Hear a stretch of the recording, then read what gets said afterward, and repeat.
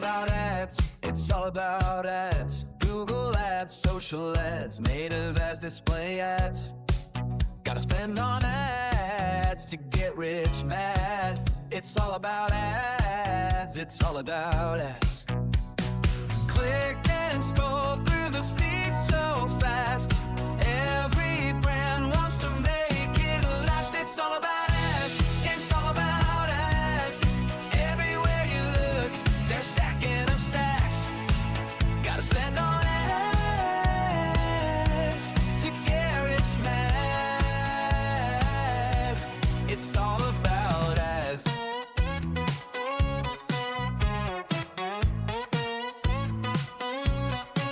Target right with the perfect tag. Watch the money flow like a money bag. Data drives the perfect ad. Make it rain with the cash you grab. Click and scroll through the feed so fast. Every brand wants to make it last. It's all about ads. It's all about ads. Everywhere you look, they're stacking up stacks. Gotta send on ads to get rich mad. It's all about ads.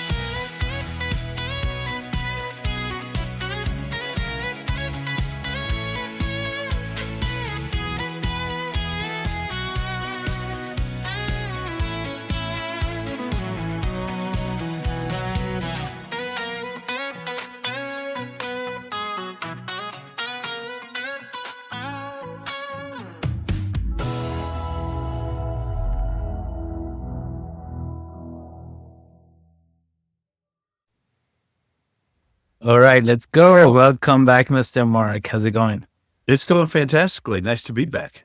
Yeah, so this is a first of its kind regular talk that you and I, and in the future, other advertisers are going to have on the cadence at this point. And then maybe we can increase it later, right? Just talk about advertising. That's Cool. Yeah. I had a conversation with a client about this just a little while ago. Yeah. What are you talking about? We were talking about how businesses don't know that they have to advertise to scale their business, and that advertising, no matter how much you like it or don't like it, doesn't matter. If you want to scale, you have to advertise. Referral will never scale you. Even traditional marketing efforts won't scale you. You got to advertise. I mean, when I say traditional, I mean, I don't want to bust on anything anyone does. So I'm not trying to like bust on SEO, but I'm just saying, if you really want to scale your business, at some point, you got to run ads. I agree with you because most of the platforms prioritize ads over organic stuff. Let's take Google as an example. I'm an SEO guy, an SEM guy too, but I always tell my clients, you got to do both because it's good. There's a lot of value for you to rank on the first page of Google, but those rankings are buried way down for most of the search terms. So, the ads show on top of the organic results. So the ads get more visibility. Same deal with Facebook. Early days of Facebook, when I shared something on my wall, that's what I used to call it at the time. Now I call it feed. Everybody would see it and people like it. Now, for me to get a couple of likes from my friends, it takes a lot of cool shit. I said like a picture I posted the other day, right? So I think the only way, so the platforms where social media or search or whatever platform you use, they're going to prioritize ads over organic because guess what? That's how they make the money. Same deal with newspapers, right? Newspapers back in the days, even before digital, for you to be there, you had to pay them. So you got to pay to play. The organic stuff is, in my own opinion, is complementary to paid ads. So you're 100% correct. If you want to scale, you got to spend some money. It's interesting. I had a conversation just this morning with a friend of mine who was in the newspaper software business. We were talking about advertising in the newspaper, and it was, if you got contract rates, that meant you took a long-term contract and your ads were going to show there week after week after week. And those were the most effective advertisers. The other thing I learned was if you open up the newspaper, the right-hand top side of the page was the most sought after, because apparently that's what you look at when you open that paper. So just like everything else, placement, and consistency. And that's what, social is great. I do it. You do it. Videos are great. Everything's great. But in the end, if you want to scale, you have to advertise, because as many videos as we'd love to make, we can't make videos all day long. Yeah. But you get, like, if you find an ad that gives you a break even or even an ROI, you can scale that across multiple platforms. Dude, I'm glad you said the break even. Here's another thing. Here's my philosophy. I work with a client right now that is e-commerce that have ROAS of non-branded 405, which is great, branded 10, which is not great because they're cannibalizing the brand, but they think it's great, but they do it anyways. And I tell them every time they want to launch a new campaign, they're obsessed with return on ad spend. And I'm like, you know what? Here's the thing with advertising. It's not always supposed to have the ROAS of 4 or up. Mm-hmm. A lot of times you're just trying to get people in the funnel. So maybe even a ROAS of 2 or 1 even, like just shooting. So as long as you have a new customer, then you can remarket to, through email, through retargeting ads, through whatever, right? And I think one thing I've noticed is that most of the advertisers out there, they don't really see ads true value, which means find you new customers, regardless of how much you spend. Let me give you another example. When I was running ads in the paid loan industry, and that's a part of my career that I'm not proud of, because paid loans are kind of like weird, and schemy, but I did learn a lot. The paid lender that would buy leads from us, I was more of an affiliate marketer at the time, but I did SEO and SEM. He would buy leads from us over $100. This is back in 2008. And he would give out like $200 payday loans. Like, it was not that expensive, $300 payday loans. So I'm like, wait, you're losing money here, right? You're paying $100 per lead, or 80 to 100, depending on quality of leads. And there's going to be a few bad leads, right? And, the ones that are not going to qualify. He said, yeah, my cost per client was somewhere around $500, and his average loan was $400. So I'm like, you're losing money. He's like, yeah, but when I do fund people, a lot of these people are going to keep coming back. Like, and that he had figured out this lifetime value of a customer. So that's why he was willing to pay for certain, not all of these, for certain type of leads, up to like $100 per lead. Because a lot of people miss out on e-commerce and service companies, is that you have to look at that first, you have to look at it as a client acquisition cost, as opposed to did I make money on this order cost? Unless you have a one-time sale and a one-time sale only, in which case, if that's your business, you better have a big ticket item. Yeah. Or you better find another business, because that's the worst one. Low ticket, one-time sale. Yes, to me, the worst business to have. If you are in any other business, whether it's mobile car washing or detailing or e-commerce, you should have repeat business if you manage it right. Because once they're in your atmosphere and once they bought from you, hit them up with email and everything else. But yeah, people look at that, especially in e-commerce. They're like, I'm like, how many times are you going to sell that customer a year? How many times are you going to sell them over the next 5 years? Because you only paid to acquire them once. Yeah.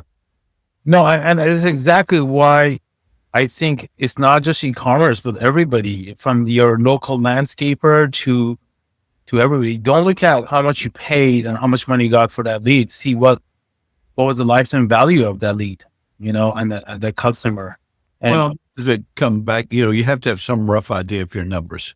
Of course, yeah. It's kind of baby steps. First, your cost per MQL and all the way up. Yeah. And I think with small businesses tend to not think that way, because they don't have the expertise, the stuff. They're not savvy enough to be able to calculate that stuff. And And there's a little bit of gap between us, the advertisers, and the clients a lot of times because because don't get it, Well, advertisers often are pulling from their pocket or from their operating expenses to pay for advertising because they didn't build marketing Yeah. into, they went from like, it's me and my truck or me and my van to, okay, now I want to expand, but you didn't model your pricing after, like your pricing can't be the same anymore. Yeah. Now you have to have advertising. Now it's not just going to be like, if you hire me, you were the best at doing whatever you did, but you hire me and I'm not going to be as good as the owner. So you have to build all that stuff into your model. And, that's something to think about when you start to scale, but you can't scale without, in the end, I don't think you can scale without some form of advertising or multiple forms. I agree with you 100%. And this is something, I got into this business doing SEO and SEM at the same time. And I realized how long it was taking for SEO to kick in, even back in the days where SEO was good and you could just live off SEO. I learned how to do SEO and SEM at the same time because there's a sense of urgency for you to sell now, and I scale. And then while you're doing that, then also you want to build out your organic and earned media. And there is a challenge with advertising is that besides the ROAS and ROI and stuff that we just talked about, there's also where do I advertise? Like let me give you an example. I had a conversation with my brother yesterday. He and his business partner they buy leads from he's a loan officer, right? And he's a broker too. They buy leads from major companies. I've been telling him that he needs his own marketing, but every time I have a conversation with him and ends up being, oh, let's buy leads. And I'm like, it doesn't quite work like that because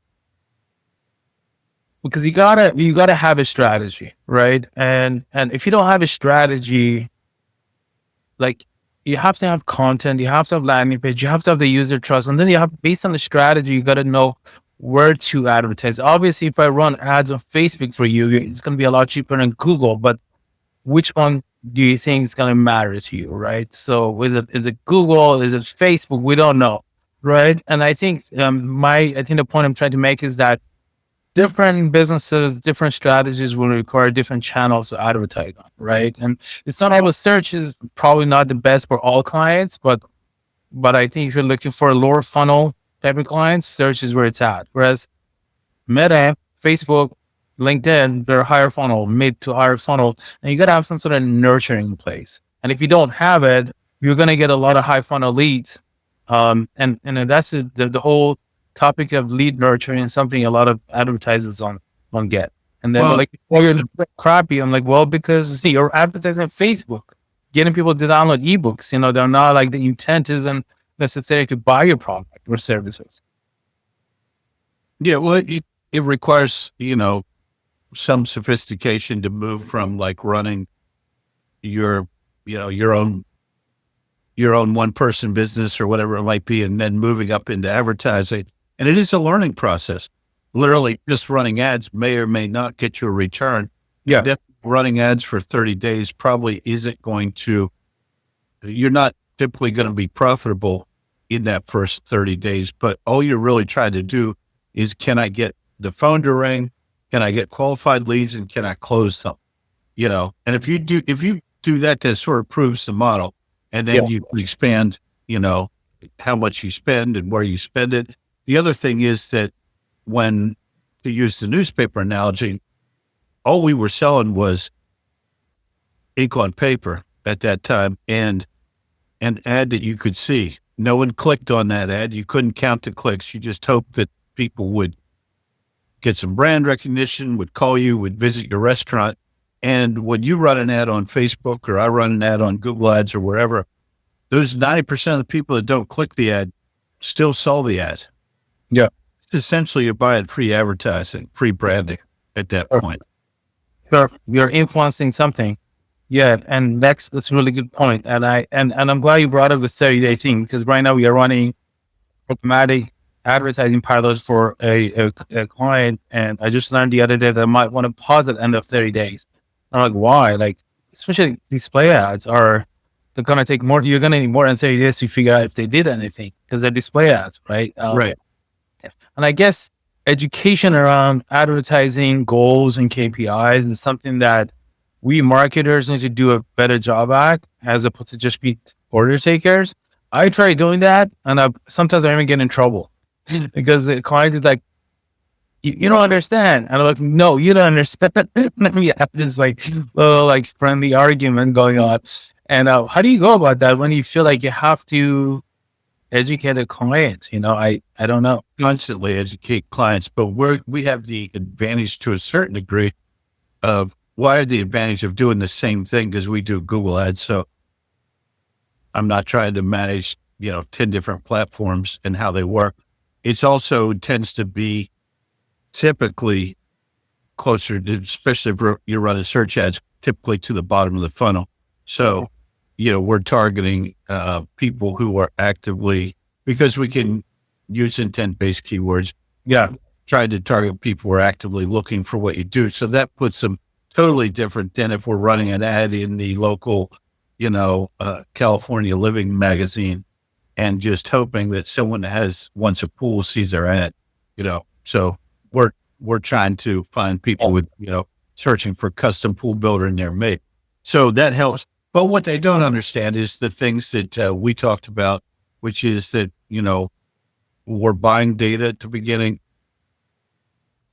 You've not marketed much in many cases, so you really don't know whether your message resonates with people out there. So it's going to take a while to find the message, find the offer, find that combination. And our objective in the first month is always to get leads. Sometimes the fastest we've ever gotten a lead is 15 minutes after we launched. It's like, boom, first lead comes in. That's beautiful. But essentially what we're trying to do is produce a long-term flow of qualified marketing leads so that you have something you can count on. The phone's going to ring between, this and this number of times a month. And we're going to have people that want what we do. And that's what everybody needs. Yeah. Cool. So let's talk about that. You just said you want to do Google ads, and I know that Google ads is changing a lot, right? And because of a bunch of different things, because of AI, because of the way people search. Let's just talk about LSAs. And it's a necessary evil, right? Like, especially if you're a lawyer or if you're, somebody who qualifies for LSA ads. What are your takes on LSAs? Are they cannibalizing your search ads? Because I think they show up above search ads. And what is your take? I think they are, but I want to see your take on that. They'll show up at the top of the page. We do LSAs. Rebecca and my team manages all those. And it's interesting because you'll hear different feedback from clients, some who love LSAs and get great results. Some people who are like, I ran LSAs, but they didn't work. Now, it's like anything else. I've taken on a lot of challenges in my career when people have told me we tried this and it didn't work. Oftentimes it comes down to, well, how did you try it? What does try it mean? So did you answer your phone? Did you select the right, just LSAs is not as complicated as Google ads, but you still have to select the right, the right options. What type of leads are you targeting? You still have to answer your phone. You still have to be responsive or you're not going to show up. You got to make sure that you're doing the right things to rank at the top of the page. But we hear mixed, it's literally like any other advertising method. We hear mixed bags. Some people love their LSAs. Some people are not as happy. I don't know that I have the data behind all those things because as advertisers, especially digital advertisers, we always try to be data driven, but you can't be data driven when someone's just telling you their experience and you don't know exactly what they did or how they did it. I do think it's cool that you can be in the LSAs and you can be in Google ads and you can own two spots. Yeah. I have some data to share.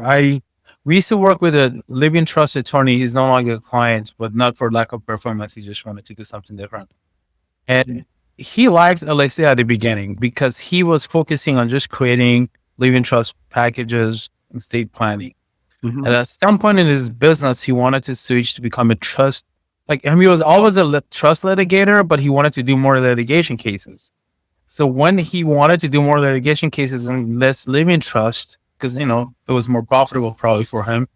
Then LSA wasn't good anymore because now you're entering this very specific part of estate planning. Right. Exactly right. When you Yeah. get super niche with LSAs, it gets a little wonky. Yeah. So I think if you're staying on the generic part, like let's say if you're a landscaper and you don't have any preference, LSA is probably going to work. You know, I'm going to get gardening projects, I'm going to get cement, pave waves, whatever. But if you want to just do like they call it hard landscaping or pavement, stuff like that, then LSA may not work because now you might get like gardening weed, you know? Right. And you're like, yeah, I'm not a gardener, right? So I think that's my limited data. Most of the clients we work with don't run LSA because they're e-commerce, but they do shopping instead. And the same story with shopping, the shopping feeds show on top. And the problem with that is that if you don't keep up with your feed, then you're kind of hurting things a little bit. But you're right. It also helps you be in two places, which kind of gains the consumer trust, right? Let me ask. Yeah, The LSAs are very prominent. yeah, And they don't necessarily do the Google Guaranteed program anymore, but they're still, you know, putting you at the very top of the page. And there's only 2 LSA spots visible, which is one of the reasons SEO is a challenge, because by the time you go through LSAs, Google Ads, Maps, welcome maps. Yeah, then you've got, you know, then you're well down the page at that point. Plus, yeah. SEO is finally is getting to the point where you got to be higher funnel. Like for example, if you want to look for, let's just use the landscaping example I gave you earlier. Hey, if you are researching what you want to do with your backyard or your front driveway, and that's where SEO is useful. You know, it's like, you know, you want to answer people's questions where they are researching, but when they're ready to buy, if you've been there through SEO, if they remember your brand because they were on your blog, they're like, hey, what should I do with my backyard? You know, blah, blah, blah. Then when they see your ad, then it helps with your conversion. I think, so that's the conversation I was having last week. Was it last week? Yeah, in San Diego about importance of integrating SEO and SEM. I was basically telling SEO people is like, you know, stop like competing with the same keyword that the PPC people are bidding, because there's no way you're gonna be better than them. They're more prominent than you are. Figure out how you can help them convert with it, you know, and that means creating more, be in front of the consumers when they're gonna research more, because you don't want to show your ads when people are researching, right? You want to show ads when people are trying to buy. So when they're in research mode, you want to make sure you're ranking for some of those topics. So when they're ready to buy, I'm going to go to buy, when they see your ad, then they're always convert. So that's, yeah. And then actually also buy from SEO is great. There are people like me who will scroll down, but I think SEO is becoming more of an influencing factor, at least for maybe not all the industries, but for a lot of industries. I think for me, the way I use it is SEO or organic results are things I look at to inform myself, to make pre-purchase. Yeah, exactly. And then when I'm ready to buy, I'll click on someone's ad. Now I'm a Google Ads guy, so I don't click on people's ads just because I know, I don't want to drive up their costs. But to me, one is like, if you're advertising, it's obviously that's a buy thing. If you're just researching, scroll down through I want to read 5-10 different, you know, pages, articles, companies. So to me, that's a different, I think that's how that works. The other thing you talked about, how Google Ads is changing. One of the things that we found lately, as many changes as there are out there, we still find that we've gone back to some basics in terms of manual CPC and exact match to launch. Because especially if you're a smaller budget client, if you run even phrase match and you get one keyword that, you know, that just takes off, they'll show that ad for almost everything. It'll eat up your budget. The other reason I run manual CPC and exact match is to get a sense of what the real search volume is in the area. because phrase match, or especially broad match, or God forbid AI max, is just going to blow up the search and make it look like there's 10 times more search for what you do than there is. There's a place for that.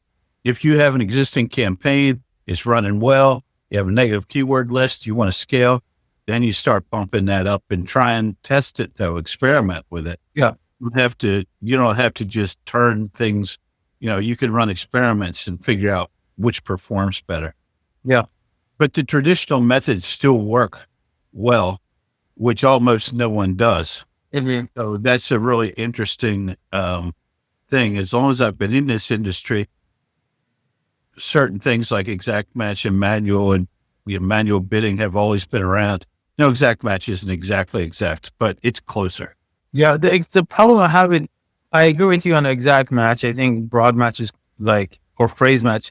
I mean, phrase match is really broad match, and I don't know what broad match is, but just targeting an audience. Yeah, that's what it is. Yeah, it's targeting an audience. You're right, 100% right. But so the problem, exact match is a good tip. Manual bidding is something that I want to just have a debate with you, because I think the problem with manual bidding is that my guess, and this may sound like a conspiracy theory, but you know me, I like to make this.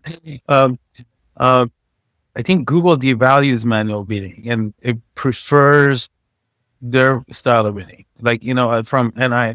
Every time I've done manual bidding, I just didn't get enough impressions. I think one of the reasons might be that you're actually getting the searches that exist for the service you're advertising. Because if I run exact match on landscaping near me, I may get some other, but if I run broad match on landscaping near me, I'm going to get buy a tree, Yeah. Is good. So you're going to get a lot more search volume. I mean, I've tried literally the same keyword match, exact match, manual bidding versus machine learning bidding, whatever it's called, and the auto bidding, and the auto bidding ones. What's the proper term for it? It's not auto bidding. What is it called? Bid strategy. Bid strategy. Yeah. Whenever I let Google bid for me, I just get more clicks. It's weird. Well, you told them bid for me. Yeah. So, no, but at the end, the cost per click will end up being about the same that I was targeting. Okay. What's your cost per conversion? The cost per conversion. So I think it's, and I think another thing is that I've noticed, because I'm more of a search strategist when I have my SEM guys running things and they're great at what they do. But I think a lot of SEM people are afraid. My guys are very smart, but I think a lot of them want us to stay up to date with Google trends. They don't want to be too old school. There's a stereotype against it, right? Yeah, well, I'm obviously old school. I'm also looking at hard results, and we also track not just conversions, but we track calls and forms. So we can see I have a saying, you've heard me say it probably before, conversions ain't leads. People get carried away with, look at my 27 conversions. Yeah, but they were all people looking for a job. Yeah, dude, I don't even like optimizing campaigns per conversion, because once you get a couple of bad conversions, right? That's why we do eventually move into max conversions with a target CPA. But we want the right conversions, right? Yeah. We want to feed the engine correctly. Because one thing that I found out even recently within the last 6 months is conversion. If you use max conversions, it will pull old conversion data from your account. So if you've had crap conversions in the past, it very well may be optimizing on crap conversions. That's exactly why we start new campaigns when we take over accounts somebody else is running, because we don't know historical what they did. Right. I mean, that's what I'm sure you do the same too, right? Oh, we do the same. Oh, we almost always rebuild and people are like, can you match this conversion rate, or can you match this cost per conversion? I'm like, well, let's take a look at it. And lift up and go behind the scenes, because then you find out, well, all your I did this the other day. I looked at a client's best converted campaign. They were all on junk searches Yeah. because they put door and windows. Someone put door and windows in their keyword list, but they're not a door and window company, and Yeah. end up getting conversions on glass company near me. Well, if you sell window blinds, glass company near me isn't going to exactly, get Yeah. you. Yeah. So you look at raw data, Yeah. but then you look behind the scenes, you find out it's all crap. Yeah. Yeah. I mean, you and I are going to have these calls again. We're going to get more into details with Google, but a lot of it has to do with those Google auto recommendations. People just accept it. Even very seasoned SEM people, they're just like, okay, accept. I'm like, wait, what did you just do? Like, why did you do that? Google is trying to get more money out of you. Yeah, and they'll auto apply those if you let them. Auto replies are even like worse, and those are terrible. Well, that's when you see a campaign take a sudden nosedive and the client calls to say, why did my campaign just stop producing? And then you look and you realize they just went in and accepted all recommendations and destroyed your beautiful campaign, How do you deal with those so-called PPC, like the account managers from Google? Because, if you go with LinkedIn and they're just straight off the school, and then just because they have a Google email your client, I need you to talk to them. I'm like, oh shit, I don't want to go through this again. It's funny that they all reach out to you, but for the most part, I feel like our advertisers have just grown tired of, that I don't have them going to those Google Ads people as often. Yeah, how do you push back? Do they know already? You tell them they don't know what they're doing? Because you just got to tell them, don't. The good thing is if you do any research at all, or you're on Facebook or you're in any Google Ads group, every Google Ads person has the same message. Don't talk to them. They don't know it. They've never run a campaign. They're going from it. They've got a sheet of paper. Yeah, there's those people. Like I told my client, I'm like, people that reach out to you, Google, they're salespeople. They're trying to get you to spend more money. They're not truly PPC experts, And if you go look at the LinkedIn profile, look at mine. This beer didn't get gray on its own. Like I've been in this field for 20 years more, where that person straight out of college, and I get it, the newer generation is smarter, but like they work for Google. They have incentives to promote Google. And broad match, raise your budget. Yeah. MS Max, AI Max, and we should, I know I told you we are going to stick at 30 minutes. I think next time we should talk about, because I think there's a lot changing with, my initial assessment of AI Max, it sucked, but from what I hear, it's improving. I do want to talk about that at some point. I know you're. I have a test I'm going to run on it. Middle of October. Yeah, let me know how it goes, because very controlled. The last time I ran it, it was kind of a shit show. Yeah, because they didn't have as much. They didn't give you any control. Yeah, they don't give you any control, but I'm going to control it to the best of my ability. It shot up click cost. Search terms were absolutely insane. Yeah. And it doubled the ad spend. Like you can double your ad spend in they have rules like you spend 2.5 times as much as your daily budget or something, but it literally was going to spend all the ad spend for the month in the first 2 weeks until we turned it off. And then it just like settled right down. Yeah. I think the jump, yeah, like they usually do, the jump the gun, I think Google, and again, this is me being philosophical a little bit, Google is getting a little desperate because I think AI is putting pressure on executives to innovate more. And I use Gemini a lot. It's getting really good, but it needs to mature. Like you got to do this when it comes to this wasting other people's money. Dear Google, you've spent enough. You've wasted enough of people's money. Please don't waste any more. Because, like clients ended up getting mad at you and I, right? People are running the campaign, not Google, right? So. Yeah. Well, we often try to stand between Google and the client to help them, give them better advice. I'm curious to see what your next experiment of Google AI features Max is going to go. So I think since you're already past 30 minutes, let's talk about that next time. But next time we should talk about that for sure. Okay, beautiful. It's good as always to talk to you. All right, dude. Same here. Have a good rest of the day. Absolutely. Thank you. Bye.